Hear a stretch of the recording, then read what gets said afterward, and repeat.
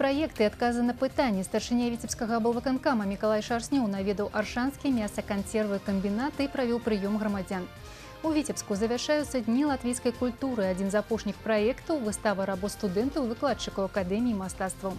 Вялікі футбол на ЦСКА. Віцебскія футбалісты рыхтуюцца да дамашняй гульні з мінскім «Дынама». Далей пра гэта і іншае больш падрабязней. У студыі Наталья Байнарович. Я вітаю вас. Будаўніцтва новага забойнага цэха дазволіць аршанскаму мясакансервнаму камбінату атрымаць неабходныя сертыфікаты і пашырыць рынкі збыту выпускаемай прадукцыі. Рэалізацыю інвестпраекта абмеркавалі сёння на прадпрыемстве з удзелам старшыні Віцебскага аблвыканкама Мікалая Шарснёва. Ён правёў тут асабісты прыём грамадзян і запэўніў работнікаў, што будучая рэарганізацыя на эканоміцы камбіната адаб'ецца станоўча. Падрабязнасці ў Вольгі Шмаргун. З 1 студзеня 2018-го аршанскі мясакансервавы камбінат стане часткай холдынгу. Далучэнне да інтэграванай структуры і пытанне развіцця прадпрыемства ў цэлым зараз больш за ўсё хвалююць работнікаў. Андрэй Віткоўскі на МКК працуе чвэрць стагоддзя. Вядучы інжынер-механік занепакоены тым, як перамены адаб'юцца на заработнай плаце. Мы будем уже филиал считаться не как аршанский мясокомбинат, а филиал аршанского комбината хлебопродуктов. То бишь оно получается как головное предприятие, а мы второстепенное получается. Ну, я так думаю, что будет. А будет ли лучше от этого или хуже, я пока хотел бы и уточнить. Задумваецца аб гэтым увесь калектыў прадпрыемства. Пытанне агучваюць губернатару. Мікалай Шарснёў упэўнены, самыя цяжкія часы камбіната мінулі. Нагоды для хваляванняў няма. Задача калектыву працаваць эфектыўна і зніжаць затраты. Прыняўшы яшчэ дваіх працаўнікоў прадпрыемства з пытаннямі пра выплату часткі заработнай платы прадукцыі і перспектывы будаўніцтва новага мясатлушчавага цэха, Мікалай Шарснёў знаёміцца з вытворчасцю.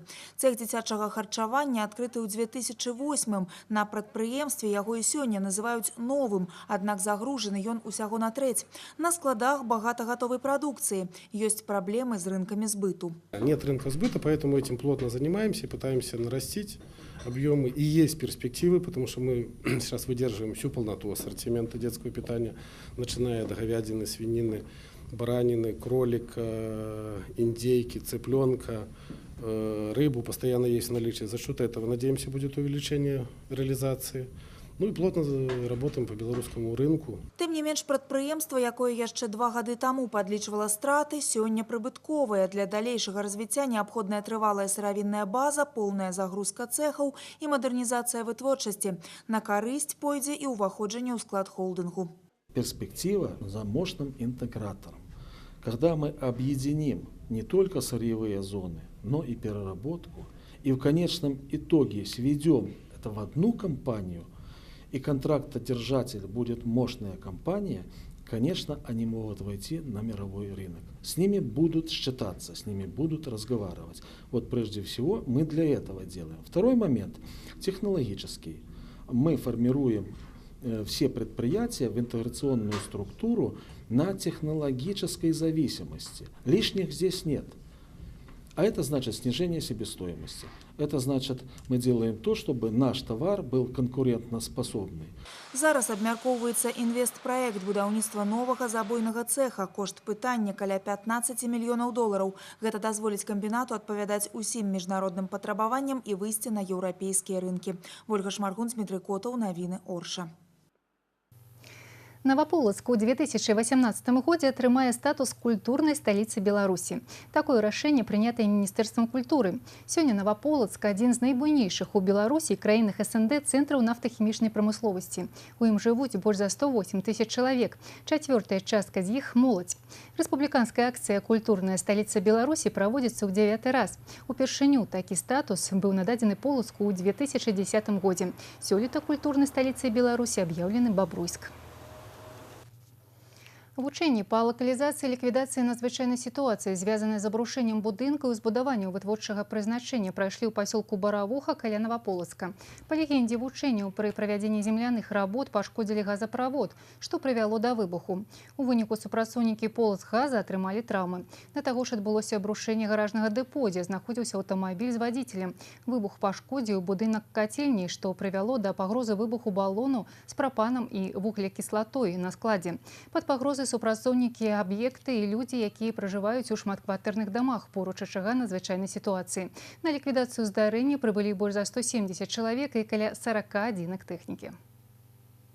На сегодняшний день это один из элементов проверочных занятий, проверочных учений, которые идут на территории Витебской области. Они еще продолжаются, поэтому на сегодняшний день сработали. Это идет слаживание личного состава, в целом всей системы предупреждения и ликвидации чрезвычайной ситуации, а также гражданской обороны Витебской области. Цель – показать, как правильно вести себя в чрезвычайной ситуации, как организовать работу. И благодаря совместным действиям и усилиям любая чрезвычайная ситуация будет под контролем.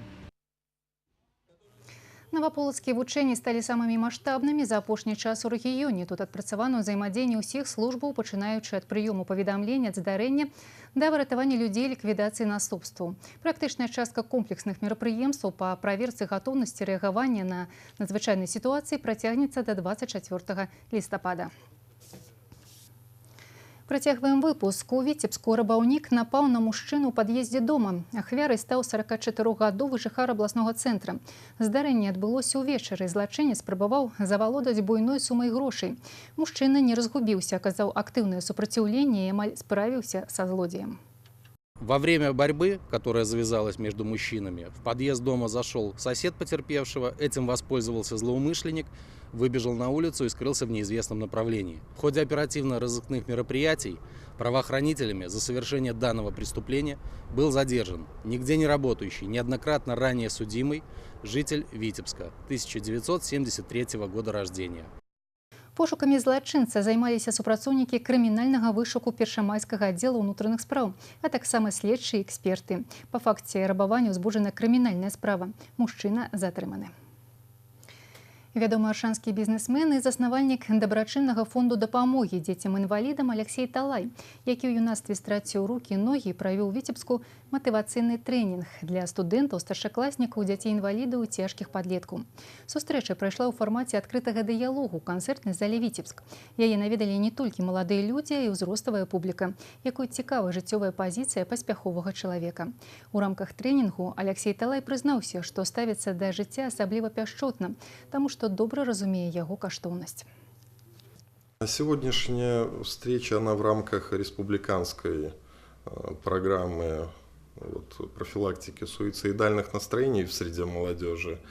Это очень такой, щепетильный и важный вопрос. Мы знаем, что сейчас через, в том числе и социальные сети, транслируются определенные игры для молодежи, для детей.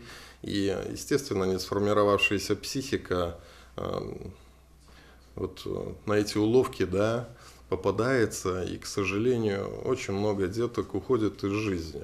Порой, может быть, родителям не хватает времени, в душу прям проникнуть ребенка и понять, а что же там, о чем он думает, о чем страдает, а на какой крючок он уже, зацепился в тех же контактах, одноклассниках. Хорошо, когда они понимают, в чем смысл жизни, что даже без ног и рук я радуюсь жизни, что я смог создать семью, что для меня каждый день действительно как бонус. Алексей Талай у 16 год стаў ахвярай міны, якая ляжала ў зямлі з часоў вайны. Юнак знайшоў у сябе сілы змагацца за паўнацэннае жыццё. Сёння Алексей Талай мае сваю справу і шмат захапленняў. Ён стаў бацькам 4 дзяцей і заняўся дабрачыннасцю. Але нягледзячы на ўсе свае дасягненні, Алексей прызнаецца, што навучыцца жыць без рук і ног было няпроста. Дзеліцца ведамі і вопытам пераадолення з тымі, каму гэта неабходна, Алексей Талай лічыць сваім абавязкам. Ён вядомы лектар-матыватар, яго часта запрашаюць на публічныя сустрэчы і канферэнцыі ў Расію, краіны Еўропы і ЗША, дзе ён дапамагае людзям справіцца з цяжкай жыццёвай сітуацыяй і паверыць у свае сілы. Графічныя работы студэнтаў і выкладчыкаў Латвійскай акадэміі мастацтваў прадстаўлены ў арт-цэнтры Марка Шагала. Гэта экспазіцыя завяршае выставачны праект з латышамі, якія ладзіліся ў рамках дзён латвійскай культуры на працягу восені ў Віцебску.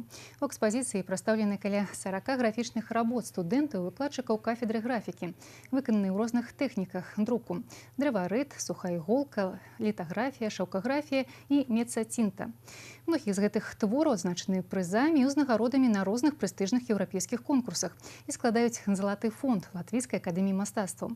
Па задумцы куратараў, пад работамі спецыяльна не ўказана, хто іх выконваў – выкладчык альбо студэнт. В процессе обучения студентов педагог сам показывает, очень важно показывать студенту, что нужно делать, вернее, как работает сам педагог. Не что нужно делать, как работает сам педагог. Потому что в искусстве нету никаких критериев. Нельзя сказать, что хорошо, а что плохо. Можно сказать, что нравится, что не нравится.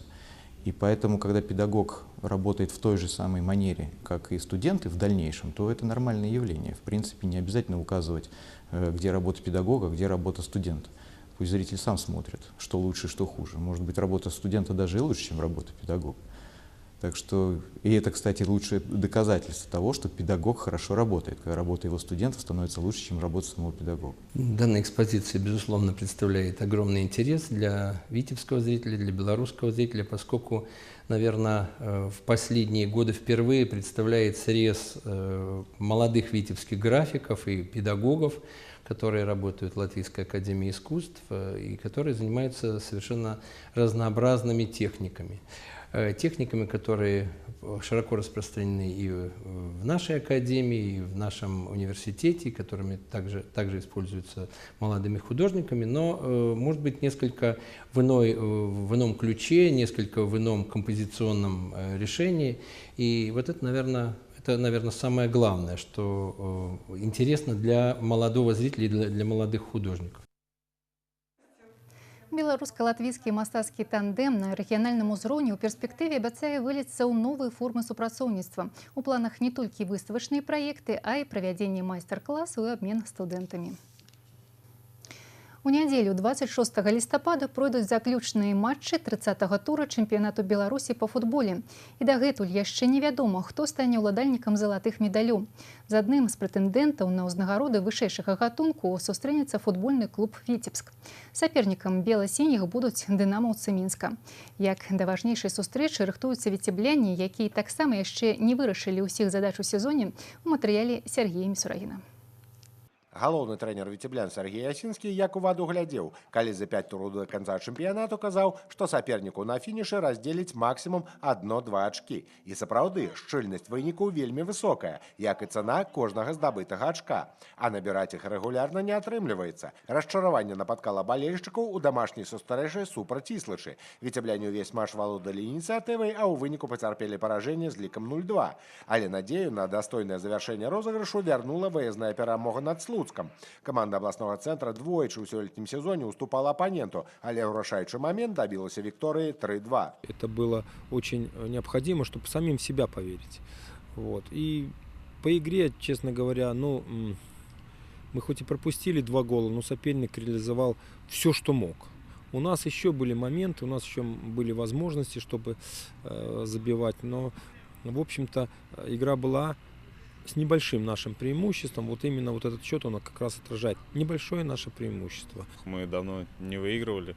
Славия, потом нелепое поражение от Ислычи. Сейчас мы продемонстрировали, я считаю, качественный футбол. Выиграли, все с хорошим настроением. З 8 матчаў 30-го тура, напэўна, толькі сустрэча Іслыч з Нафтанам нічога не вырашае. Новополочане згубілі прапіску ў вышэйшай лізе, а Іслыч цудоўным вобразам змагла выратавацца. Ва ўсіх астатніх паядынках камандам ёсць за што змагацца. Сапернік віцеблян Дынамо Мінск займае другі радок турнірнай табліцы. Сталічныя футбалісты на 2 ачкі адстаюць ад лідара барысаўскага БТ. Каб заваяваць сярэбраныя медалі, а пры добрым раскладзе яшчэ і стаць чэмпіёнам Беларусі, гасцям трэба гуляць толькі на перамогу. У віцеблян у гэтай сітуацыі таксама ёсць за што змагацца. Каб зноў заняць 6-е месца ў розыгрышы, падапечным Сергея Ясінскага трэба браць верх над аппонентам и спадзявацца, что гродзенскі Нёман свой матч проиграет. Хоть мы и загнали себя в такое тяжелое положение, но теоретически победа в последнем туре дает нам с большой долей вероятности возможность занять 6-е место.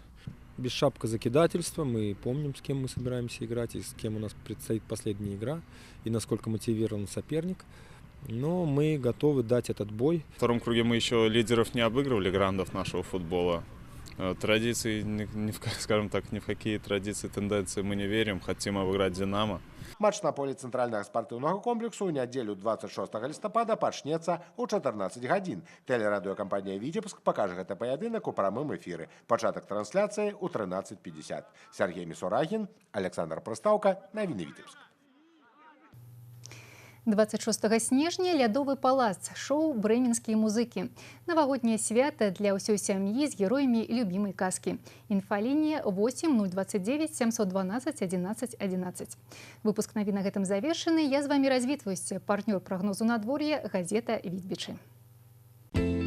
Я ценю свое время, поэтому каждый день начинаю с просмотра главных новостей и событий нашей области. Витбичи, мой верный друг, всегда со мной. Будем вместе.